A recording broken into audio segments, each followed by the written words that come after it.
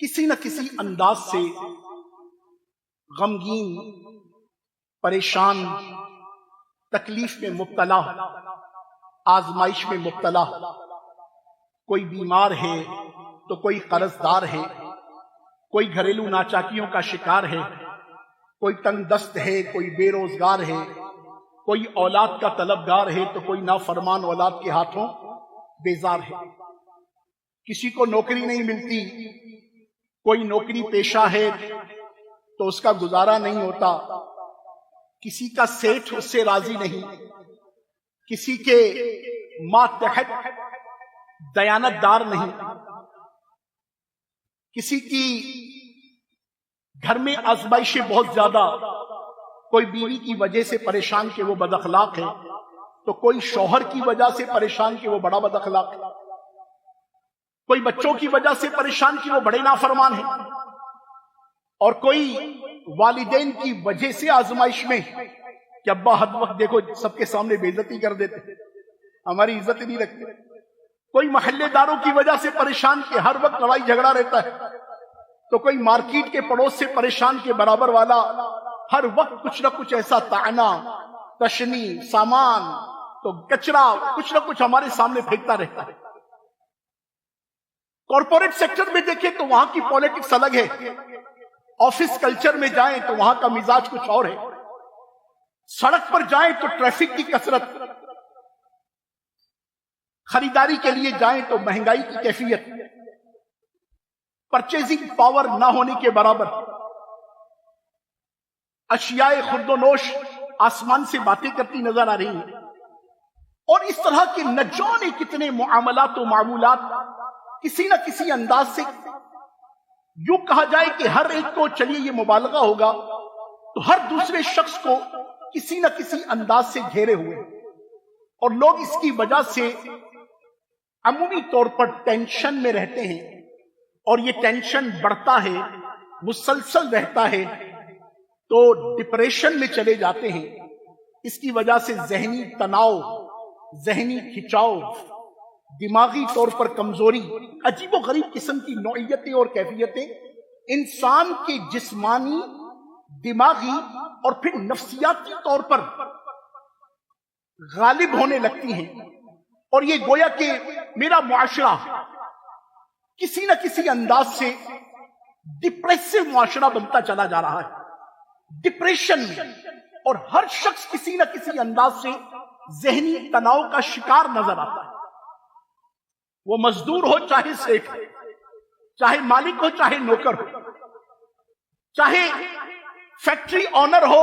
یا اسی فیکٹری میں کام کرتا ہوا ملازم، ہر ایک کسی نہ کسی آزمائش میں مبتلا۔ اللہ تبارک و تعالی میٹھے محبوب صلی اللہ علیہ وسلم کے صدقہ و وسیلہ سے، آقا کے اہل بیت اور اصحاب کریم کے وسیلہ سے، آقا کی امت کی اولیاء کے وسیلے سے ہم سب کے غموں پر رحمت کی نظر فرمائے، ہم سب کی مشکلوں پر رحمت کی نظر فرمائے، ہم سب کی آسانیوں پر رحمت کی نظر فرمائے، ہماری یہ ذہنی، قلبی، جسمانی، روحانی، نفسیاتی ہر قسم کی آزمائشوں سے مولا ہم سب کو محفوظ و مامون فرمائے، آمین بجاہ النبی الامین صلی اللہ علیہ وآلہ وسلم۔ آج میرے بیان کا موضوع یہی ہے، یہ ذہنی تناؤ، یہ ذہنی کھچاؤ، یہ ڈپریشن، یہ انزائٹی، یہ ٹینشن جو دن بدن بڑھتا چلا جا رہا ہے، آج اس کے تعلق سے انشاءاللہ عز و جل کچھ اس کے اسباب کا بیان کریں گے، کچھ معاشرتی کیفیات میں کچھ اسٹوریز آپ کے ساتھ شیئر کریں گے، اور پھر انشاءاللہ عز و جل آخر میں اللہ نے چاہا تو اس کے علاج کے تعلق سے کچھ معروضات پیش کرنے کی سعی کروں گا۔ جب یہ معاملہ بڑھتا ہے تو ایک بہت بڑی تعداد ہے کہ جو عمومی طور پر ان مسائل سے نکلنے کے راستے تلاشنے کی بجائے، یہ ایک بڑا اہم معاملہ عرض کر رہا ہوں کہ تکلیف آئی، پریشانی آئی،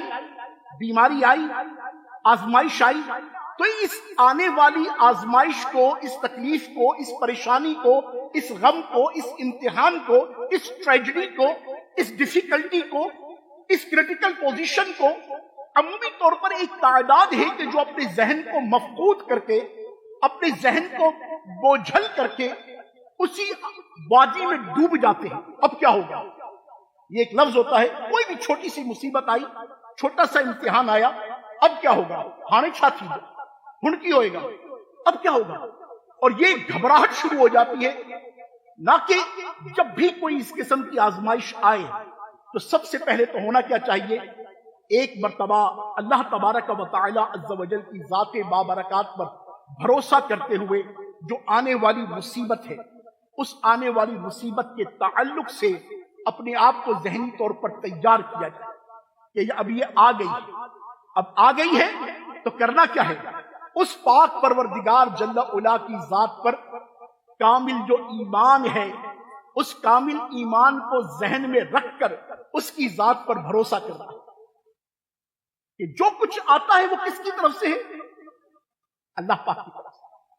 اور جو کچھ آیا ہے اگر وہ ہمارے حق میں بہتر نہیں ہے تو اس کو ٹالنے والا کون؟ بیماری آئی تو شفا دینے والا کون؟ تکلیف آئی تو دور کرنے والا کون؟ سارے بولیے کون؟ اللہ. کون؟ اللہ. کون؟ اللہ. تو جب بھی تکلیف آئے، جب بھی پریشانی آئے، جب بھی غم آئے، جب بھی مصیبت آئے، جب بھی تکلیف آئے، جب بھی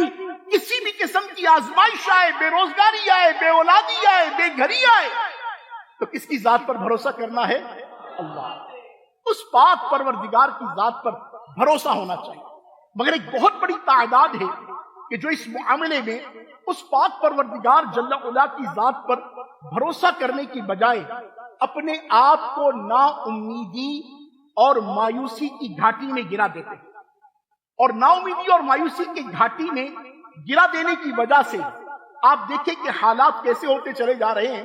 اس کا میں آپ کی خدمت میں چند اسٹوریز کے